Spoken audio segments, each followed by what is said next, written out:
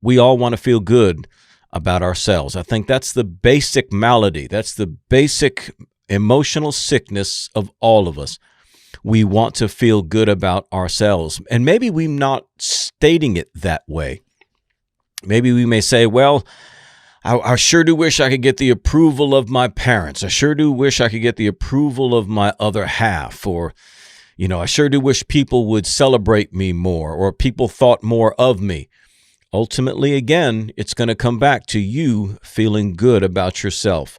As I've said before, your best defense in life is a stronger you. Because if you have a strong mind, if you have the confidence, if you have certainty in life, if you have a strong mental capacity, then your circumstances don't matter, do they? If you're strong, then whatever it is you have to endure in life matters less. The bigger you are, the less your circumstances are going to matter. So if we do struggle with feeling good about ourselves, then we know we've got to strengthen ourselves within.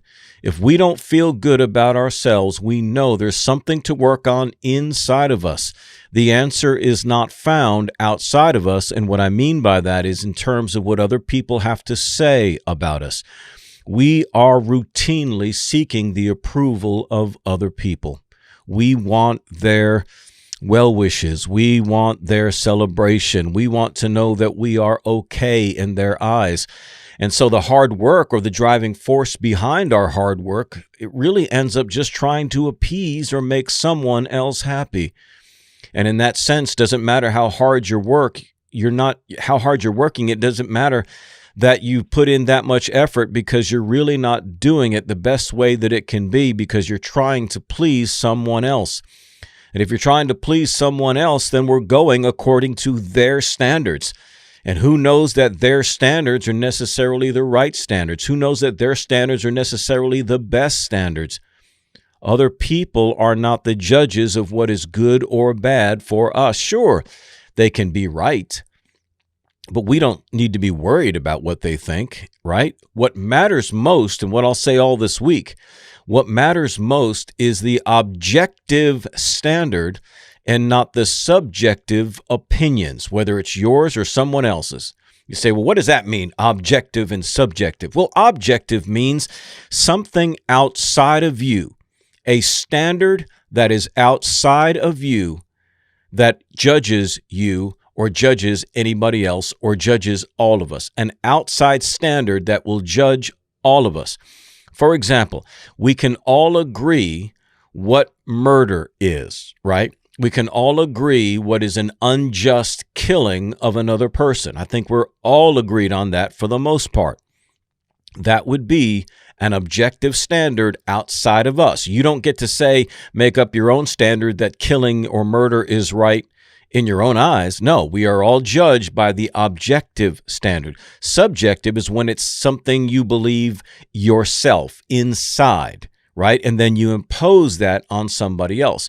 We all pretty much can agree on what stealing is, right? We can all pretty much agree on what 2 + 2 = 4 means, right? Nobody gets to believe that 2 + 2 = 5. They can believe it if they want to, but that doesn't mean the rest of the world is going to work according to it.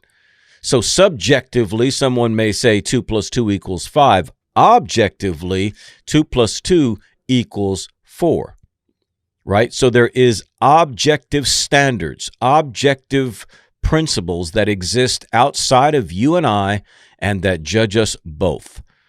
So when it comes to feeling good about yourself, which standard are you operating by?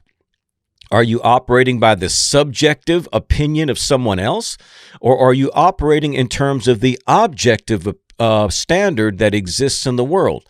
Because if you're dealing with the objective standard that is in the world, then guess what? And this may sound like a shock. You may have good reason not to feel good about yourself. I'll say that again. If you are not living up to a certain standard that is objectively true, then you may have good reason for not feeling good about yourself. Now, I'm not saying you should be condemning yourself. I'm not saying you should be feeling guilty about yourself. What I'm saying is we have these standards that will measure our progress in terms of our personal development. You have to be able to recognize that you are falling short of something and not feel bad about it. Okay, I know I'm not living perfectly. I know I don't love perfectly. I know I'm not the perfect friend. I know I don't handle every situation perfectly. I know I can let, a bad mood or anger or something get the best of me. I know that. I'm willing to fess up to it. I know what the standards are. I don't feel bad about it. I just get right back up and I keep working at it. If I've hurt somebody else, then I'm going to go to that person and I'm going to set myself free by telling them I'm very sorry. I should not have acted that way. And then we move on and we seek to improve it. There's nothing wrong with that. I have no reason to feel good about myself. Now, if you're not feeling good about yourself because you're falling below the objective standards and you've got a bunch of friends around you saying, I love you just the way you are, they're not helping you. They're not helping you, because the issue is not you being rejected or you being unloved. The issue is you need to work a little harder at measuring up to the standards we're all trying to work towards. You say, CJ, that's just overbearing. I'm not going to do that. Well, then don't do it. But don't be surprised at the results that you get. Don't be surprised if you're falling in and out of love. Don't be surprised if, your other half leaves you. Don't be surprised if you're not friends with certain people anymore. Don't be surprised if you get fired. Don't be surprised if you don't get the results that you want. Sometimes there's a valid reason for us not to feel good about ourselves. What I mean by that is don't feel good about poor performance. But you have to be able to do that without turning on yourself. The point here is not to say, well, you're a loser, right? That's not the point. The point is to say, I recognize where I'm failing and I'm committed to personal change. Give yourself then good reason to feel good about yourself. Now, again, this may sound a little offbeat to you. It may sound a little harsh. I don't mean it that way. But this is just the truth of life. If you want to do well, if you want to, as they say, win friends and influence people, then yeah, man, you're going to have to adjust yourself. You can be independent. You can be that island. You could say you don't care what anybody else thinks. Again, that's all well and good. Just don't complain about the results. That's all. Just don't complain about the results. Can you dig it? Man, I hope you can. This is CJ, the Metal Motivator. And remember, in whatever you do, don't suck. Metal up.